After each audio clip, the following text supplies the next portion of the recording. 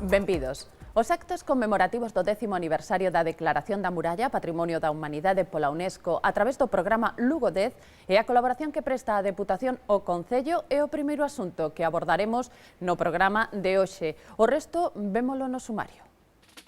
Os lucenses Julio Fernández e Luís Tosar recibiron a insignia de ouro da provincia. Os galardoados na última edición dos Goya mantiveron un encontro cos alumnos da Escola de Imaxe e Son de Lugo. Viveiro viviu uns días de intensa actividade para ultimar os preparativos da Semana Santa. Un novo paso, o da Virxe da Esperanza, é a principal novidade. Gandeiros e autoridades de Brasil interésanse polos centros de recría da Deputación. Responsables provinciais e de Acruga acompañaron a comitiva oficial na visita que realizou a Granxa Gaioso Castro. A Asociación Down Lugo traballa en prol da integración social e laboral das persoas que padecen este síndrome. Asistimos a unha das sesións formativas. En Vilalba visitamos unha fábrica na que se elabora de xeito artesanal a afamada torta de Santiago. A demanda deste produto galego vai en aumento en todo o país. Fernando Romai e o plantel do Leite Río Breogán participaron en Kilómetro Cero a Compostela. A Deputación involucra a persoalidades carismáticas no programa co que pretende promocionar todos os camiños que atravesan a provincia. O mes de abril vai ser intenso en canto á conmemoración do 10º aniversario da Declaración da Muralla como ben Patrimonio da Humanidade. A Deputación presentará os 4 proxectos cos que colabora en Lugo 10, pero non é esta a única liña de cooperación que mantén co Concello de Lugo. Ademais do Plan Urban e da UNED, no período 2008-2009, o organismo provincial investiu 300.000 euros en obras de comunidades veciñais no municipio. A muralla é unha das grandes protagonistas deste 2010 e a Deputación non podía quedar á marxe da homenaxe que se está a rendir a un dos principais símbolos da provincia. En abril presentarase a aula móvil medioambiental e turística que terá forma de barco e levará o nome de Muralla de Lugo. Surcará todas as carreteras de Galicia e de España, alá onde vayamos cas nosas informacións turísticas e medioambientais, e será un barco con un símbolo non solamente da capital da provincia, sino tamén de que por donde queira que vaya chama a atención de que Lugo ten mar. O Miño tamén estará vencellado a esta conmemoración a través do programa Lugoteando. Que a Diputación se suma tamén a ese proxecto de vivir o río de forma distinta. Pódese disfrutar do mar, pero tamén se pode disfrutar de actividades de ocio e de disfrute no propio río Miño. O ambicioso programa Lugo 10, que vai sumando numerosas adhesións como a acadada esta mesma semana coa empresa Azcar, tamén inclúe outros 2 proxectos provinciais que serán realidade o vindeiro mes.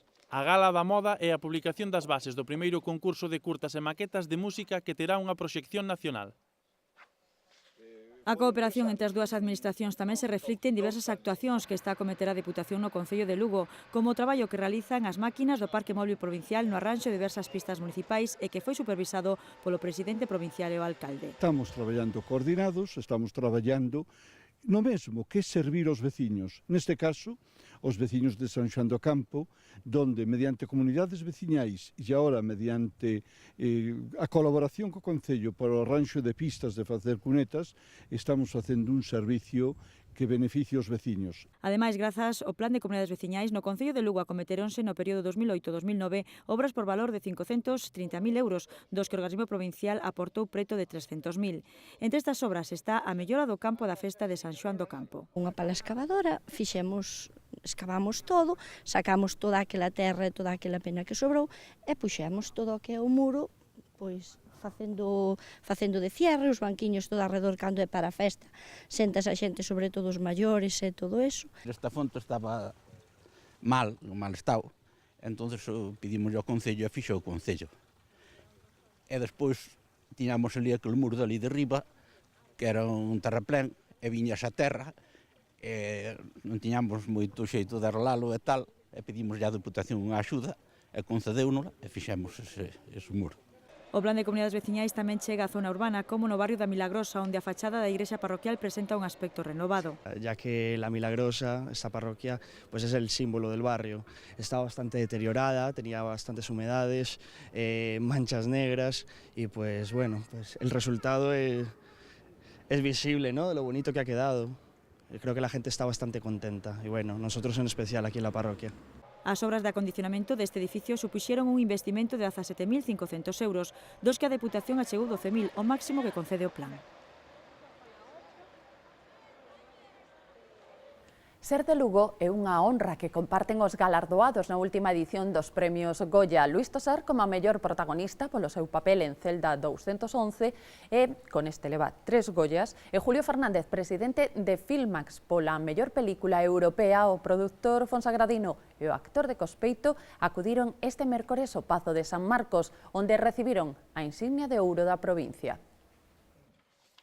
Logo de recibir a insignia de ouro da provincia, o xariego Luís Tosar e o fonsagradino Julio Fernández coincidiron en sentirse orgullosos deste recoñecemento que se lles brinda na súa terra.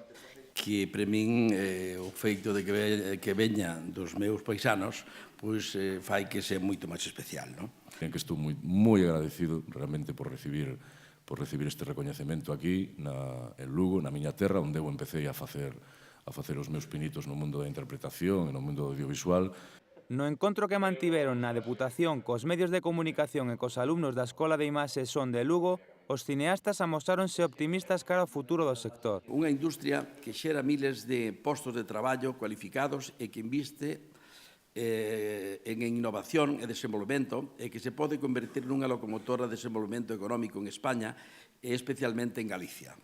Agora co TDT, as televisións digitales, que digamos, todo se ampliou, co cal eu supoño que, bueno, o que se abre ante nós e ante vós agora, pois é, bueno, un paraíso fiscal artístico.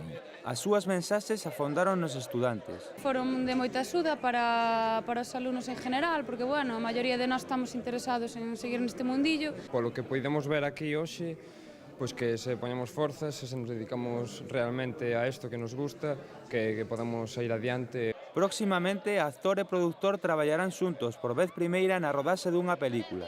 O bo entendemento do que fixeron gala en Lugo dará os seus froitos na gran pantalla.